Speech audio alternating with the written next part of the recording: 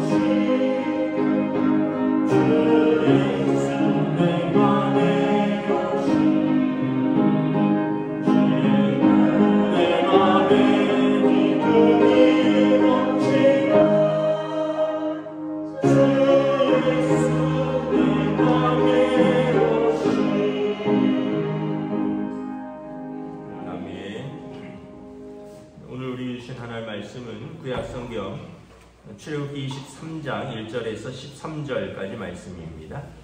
구약성경 출애굽기 23장 1절에서 13절까지 말씀입니다. 다 찾으신 줄 알고 저와 여러분들이 한 절씩 교도하도록 하겠습니다. 출애굽기 23장 1절에서 13절입니다. 너는 거짓된 풍설을 퍼뜨리지 말며 악인과 연합하여 위증하는 증인이 되지 말며 다수를 따라 악을 행하지 말고 송사의 다수를 따라 부당한 증언을 하지 말며 가난한 자의 송사라고 해서 편벽되이 두둔하지 말지니라. 내가 만일 내 원수의 길 잃은 소나 나귀를 보거든 반드시 그 사람에게로 돌릴지며 내가 만일 너를 미워하는 자의 나귀가 짐을 싣고 엎드러짐을 보거든 그것을 버려두지 말고 그것을 도와 그 짐을 부릴지니라. 너는 가난한 자의 송사라고 정의를 굳게 하지 말고 거짓 일을 멀리하며 무죄한 자의 자와 의로운 자를 죽이지 말라. 나는 악인을 의롭다 하지 아니하겠노라. 너는 뇌물을 받지 말라. 뇌물은 받은 자의 눈을 어둡게 하고 의로운 자의 말을 듣게 하느니라. 너는 이방 나그네를 압제하지 말라. 너희가 애굽 땅에서 나그네 되었은즉 나그네의 사정을 아느니라. 너는 6해 동안은 너의 땅에 가족하여 그 소산을 거두고 7째에는 갈지 말고 묵혀두어서 내 백성의 가난한 자들이 먹게 하라. 그 남은 것은 들짐승이 먹으리라. 내 포도원과 감람원도 그러할지니라. 너는 6해 동안에 내 일을 하고 7째 날에는 쉬라. 내 소와 나귀가 쉴 것이며 내 여종의 자식과 나그네가 숨을 돌리리라. 내가 함께 읽습니다. 내가 내게 이런 모든 일을 삼가 지키고 다른 신들의 이름은 부르지도 말며 내 입에서 들리게도 하지 말라. 아멘. 할렐루야. 오늘도 새로운 하루가 시작되었습니다. 주님 주시는 은혜와 평강으로 사시는 복된 날 되시기를 축복합니다.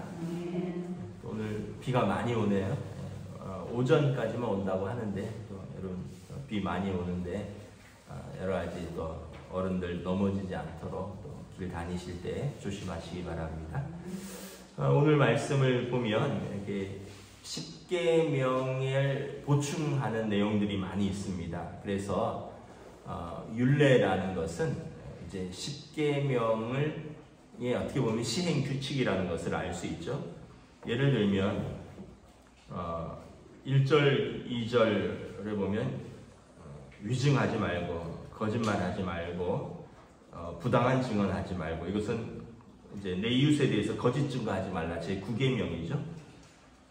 또 뭐 10절부터 안식일에 또 쉬게 하고 하나님을 예배하게 하라. 이것은 제 4계명 안식일을 기억하여 거룩하게 지키라. 이런 또 제 13절에 다른 신들의 이름은 부르지도 말며 내 입에서 들리게도 하지 말라.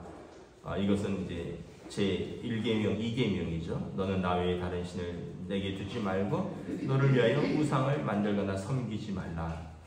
결국 이렇게 보면 율례라는 것은 이제 십계명을 해석하는 데 있어서 뭐 어떤 것에 예를 들면 이제 어떤 것이 내 이웃에 대해서 거짓 증거하는 것이냐 그러면 이런 부분들을 이렇게 보면 이런 경우구나라는 것을 좀 알 수 있도록 시행규칙 같이 세밀하게 어느 부분을 설명을 하고 있습니다. 먼저 1절, 2절에 보면 거짓된 풍설을 퍼뜨리지 말라. 그러니까 말을 만들어내지 말라는 거예요. 악인과 연합하여 위증하는 증인이 되지 말라. 거짓말하는 증인은 악인과 연합하는 것이다. 여러분 그래서 다른 사람 말 따라서 거짓말이 이게 좀 안 좋은 이야기인지도 알면서 같이 막 어울리면 뭐라고 해요? 악인과 연합하는 것이다. 또 2절에 보면 다수를 따라 여러 사람들이 악을 행한다고 악을 행하지 말고 또 다수가 부당한 증언을 한다고 해서 너도 부당한 증언을 하지 말라라는 거죠. 어떤 면에서 보면 우리가 이제 여러 사람이 그렇게 하면 그렇게 분위기에 휩쓸립니다. 죄를 져도 여러 사람이 죄를 지면 죄가 가벼워 보이고, 또 거짓 말들이 막 돌아도 여러 사람이 말을 하면 또 이것이 진실처럼 둔갑되기도 한다는 거죠. 그래서 오늘 말씀에 보면 악인이라고 이야기를 합니다. 거짓과 위증, 거짓을 따라 행하는 것은 악을 행하는 것이다. 그래서 우리에게는 거짓을 버리고 선한 양심을 따라서 말하고 행동하라는 것입니다. 로마서에 보면 우리 하나님의 사람들에게는 하나님의 계명이라는 것이 있지만 하나님을 알지 못하는 사람에게도 그 양심이 그에게 율법이 된다라고 말했습니다. 양심은 여러분 뭘 가르치지 않아도 우리 마음에 이건 옳은 것이다, 이것은 옳지 않은 것이다 라는 것을 분별할 수 있는데, 문제는 뭐냐면 양심은 길들여질 수 있다는 거예요. 자꾸 거짓된 것을 하고 또 자꾸 악을 행하다 보면 양심이 무뎌지고, 그래서 바울사도가 화인 맞은 양심이라 그러잖아요. 딱딱하게 굳어진 말씀, 불에 뒤어서 더 이상 감각 없는 양심이 된다는 거죠. 그러나 여러분, 우리가 작은 것에도 양심을 따라 행하려고 애를 쓰면 양심이 살아있게 되는 거죠. 하나님께서 우리 하나님을 알만한 것을 두 가지를 주셨습니다. 하나는 이 자연 질서를 보면서 하나님이 살아계시겠구나, 어떻게 이렇게 24시간이 정확하게 돌아올까, 아침에는 해가 뜨고 저녁에는 이렇게 어두울까, 이런 것만 봐도 이건 어떻게 누가 만들 수 있는 것이 아니죠. 그럼 어떻게 우리가 다 만들어도 우리가 어떻게 생명을 대체할 수는 없죠. 물론 요즘 뭐 많이 좋아져서 뭐 인공장기도 나오고 또 장기 이식도 하지만, 여러분 그 자체를 만들 수는 없죠. 우리가 피를 만들 수는 없잖아요. 피를 뭐 수혈하고 뭐 이런 건 있지만 피 자체를 만들 수는 없습니다.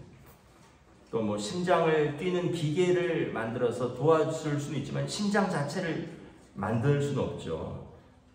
우리에게 호흡을 하는 기계를 도울 수는 있지만 숨 쉬도록 하는 그 자체는 하나님이 주신 거죠. 그런 것들을 보면 우리가 이 창조 질서를 보면서 하나님이 살아계시구나 하는 걸 알고요. 또 하나는 우리 안에 양심을 통해서 로마서에 보면 너희 안에 하나님을 알만한 것을 두셨다, 이 양심을 말하는 겁니다. 더더군다나 여러분, 예수 믿는 사람은 하나님의 말씀을 지킬 뿐만 아니라 다른 사람이 볼 때도 선한 양심을 가졌구나, 이걸 아는 거죠. 예수 믿는 사람의 특징 중에 하나가 무엇일까요? 여러분 예수 믿으면 뭐가 달라질까요? 하나님의 자녀 되는 거죠. 그래서 하나님 나라를 유업으로 상속받는 것, 이게 가장 큰 것이죠. 구원받는 것. 두 번째는 뭘까요? 두 번째는 예수 믿고 우리가 삶이 변화되고 사람이 달라졌다라는 이야기를 들어야겠죠. 옛사람, 옛날에 과거에 유혹이 욕심을 따라 살던 그런 자기만을 위해 살던 그 옛사람이 이제는 하나님의 법을 따라 사는 거죠. 하나님을 사랑하고 이웃을 사랑하는, 그 사람들이 볼 때 저 사람 달라졌구나, 그런 거죠. 그래서 예수 믿는 특징은 먼저는 하나님이 아시고 다음으로는 사람들이 알아야 되는 거죠. 이런 말이 있습니다. 내가 하는 말이 내가 어떤 사람인지 보여준다. 내가 하는 행동이 내가 어떤 사람인지 보여준다. 우리가 하는 말과 우리가 하는 말이 우리가 어떤 사람인지 보여준다는 거죠. 그래서 여러분, 우리가 하는 말과 우리가 하는 행동이 예수 믿는 사람인지 아닌지 보여준다는 거예요. 그래서 여러분, 뭐 예수 믿으라고 전도하는 것 마땅히 해야 되지만, 그런데 말보다 더 우리가 전도하는 게 뭐예요? 우리의 삶인 거죠. 아무리 우리가 전도를 하지만 사람들이 너 하는 거 보면 난 예수 안 믿을란다.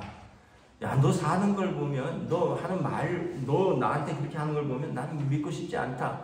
만약에 이웃들이 그렇게 이야기를 한다면 우리가 아무리 예수 믿으라고 우리가 진리를 선포해도 그 사람들 마음에 와닿지 않는 거죠. 그래서 바울 사도가 뭐라고 했습니까? 너희는 그리스도의 향기라, 그리스도의 편지라. 여러분, 향기가 예를 들면 화장실 가면 어떤 향기가 날까요? 뭐 향기라 그러나요? 냄새겠죠. 예. 화장실 가면 구린내가 나는 거죠. 여러분, 하수구가 역류하면 어떤 냄새가 납니까? 다 그런 거죠.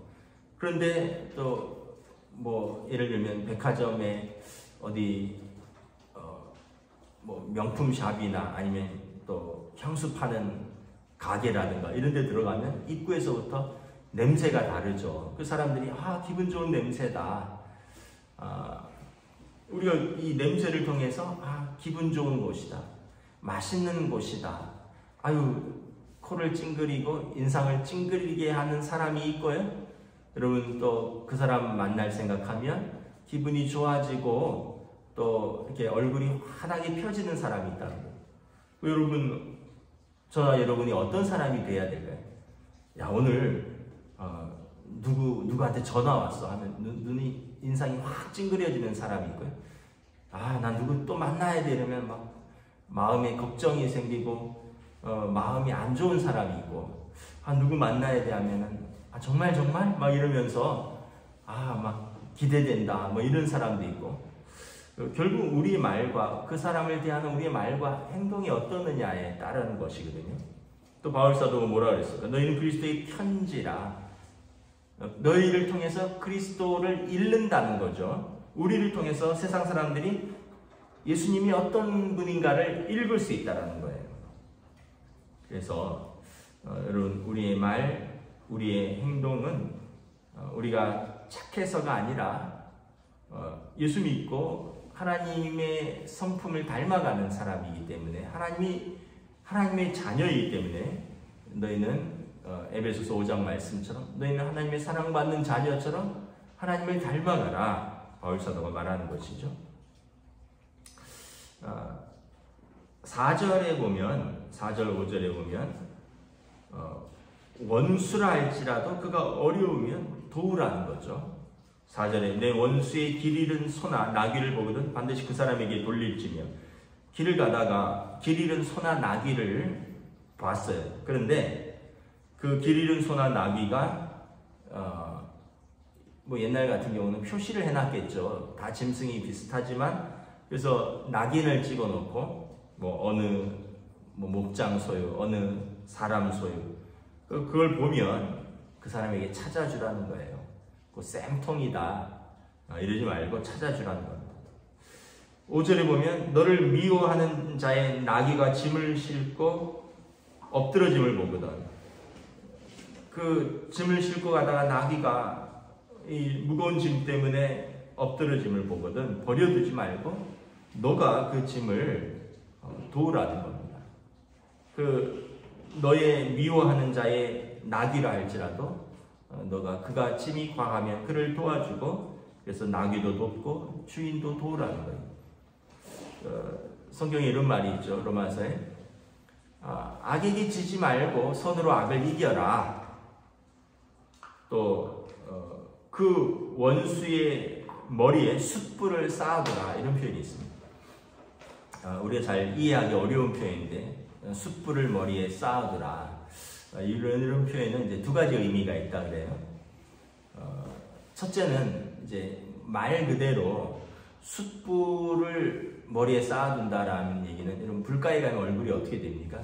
뜨거워지죠.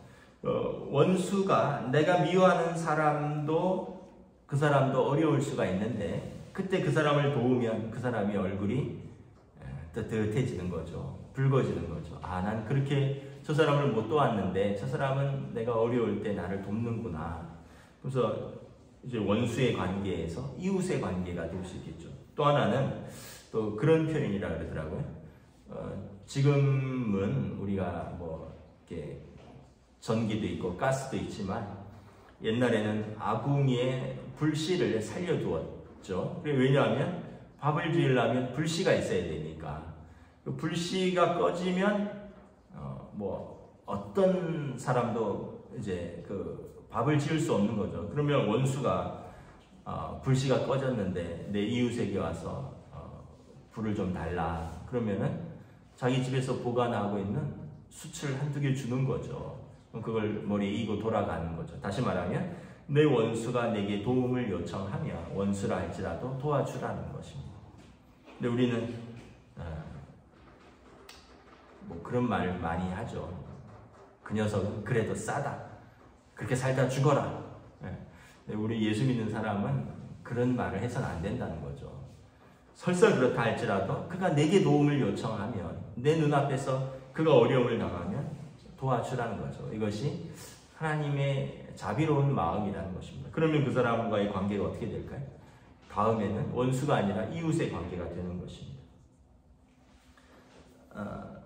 6절부터 8절은 재판에 관한 것입니다. 3절에도 가난한 자의 송사라고 편벽되이 두둔하지 말라. 재판은 공정해야 되는데 가난한 자의 약자라고 해서 한쪽 편을 들면 안 된다는 것입니다. 재판관은 공정하게 가려야 되는 거죠. 정상 참작은 할지라도 여러분 가난한 자의 송사라고 해서 그 사람 편을 들면 안 되는 거죠. 일단 재판은 공정하게 하고 그리고 나서 시시비비는 공정하게 가리고 그 다음에 정상 참작을 하더라도 뭐 가난한 자의 송사라고 해서 6절에 정의를 굽게 한다거나 또 그렇다고 해서 악인을 의롭다 할 수는 없다라는 거죠. 6절에 보면. 그래서 재판은 공의로워야 된다. 그래서 8절에 보면 뇌물을 받지 말라. 뇌물은 받은 자의 눈을 어둡게 하고 의로운 자의 말을 굽게 하느니라. 재판장들이 뇌물을 받으면 눈이 어두워지고 말이 굽게 한다는 것입니다. 그래서 이건 이제 공의의 하나님, 이제 재판관들에게 지도자들에게 주시는 말씀인 것이죠. 9절에 보면 너는 이방 나그네를 압제하지 말라. 너희가 애굽 땅에서 나그네 되었은즉 나그네의 사정을 아느니라. 우리가 약한 자의 사정을 좀 알아주라는 것입니다. 아유, 저 사람 왜 저렇게 살지? 이렇게 말하기 쉬운데 또 그 사람 입장에 들어가 보면 그 사람 나름대로의 입장이 있다는 거죠. 어떻게 보면 너무 어렵고 또 마음도 어렵고 형편도 어렵다 보니까 그런 선택을 또 하는 경향도 있는 거죠. 이 사람이 정상적인 상황이고 또 모든 것이 정상적인 것이라면 그런 선택을 안 했을 텐데 너무 어렵고 또 너무 마음이 상하고 또 어떤 면에서 보면 상처가 크다 보니까 그런 선택을 할 수도 있는 거죠. 그래서 우리가 역지사지의 입장에서 그 사람의 입장에 한번 서서 좀 그 사람을 배려하라는 거죠. 여기서 이제 나그네를 이야기를 했는데 뭐 어제 말씀에도 고아, 과부, 나그네, 내 아내가 과부가 될 수 있고 내 자식이 고아가 될 수 있다는 거죠. 너희도 애굽 땅에서는 나그네였다라는 것입니다. 그래서 우리가 이렇게 냉정하게 보는 그런 객관적인 눈도 중요하지만 또 한편은 사랑의 눈으로 따스한 시선으로 우리가 약한 자의 입장에 서보는 것이 매우 중요하다라는 것입니다. 10절부터 13절은 이 안식일에 관한 것입니다. 또 안식년에 관한 것입니다. 10절에 보면 6해 동안은 땅을 파종하고 소산을 거두고 7째에는 그냥 가만 놔두라는 거예요. 땅을 묵혀두라는 거예요. 그러면 어떻게 한다고요? 내 백성의 가난한 자들이 먹고 그 땅에서 남은 것은 들짐승들이 먹으리라. 그래서 어떤 면에서는 보면 이제 안식년의 목적이 두 가지가 있습니다. 땅을 쉬게 하는 것이 있어요. 땅도 계속 여러분 같은 농사를 지으면 그 땅의 지력을 다 빼앗긴다 그러잖아요. 6년하고 한 해 쉬면 땅도 쉬는 거죠. 지력을 회복하고 또 한편으로는 그러면서 자연적으로 난 것은 가난한 자들이 그곳에서 거두어 먹게 놔두라. 그리고 그 남은 것은 들짐승들이 먹으리라.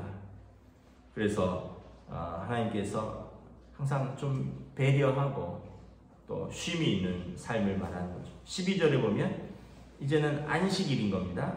10절, 11절은 안식년이지만 12절은 안식일입니다. 엿새 동안은 열심히 일을 하라는 거죠. 그리고 일곱째 날에는 쉬라는 것입니다. 너만 쉬지 말고 내 소와 나귀, 내 짐승도 쉬고요.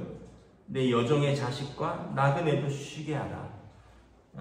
너의 자녀들 또 너에게 속한 객도 숨을 돌리리라. 그래서 이 안식일의 정신은 첫째는 일을 그치는 거고요. 두 번째는 안식하는 거고요. 그리고 세 번째는 13절입니다.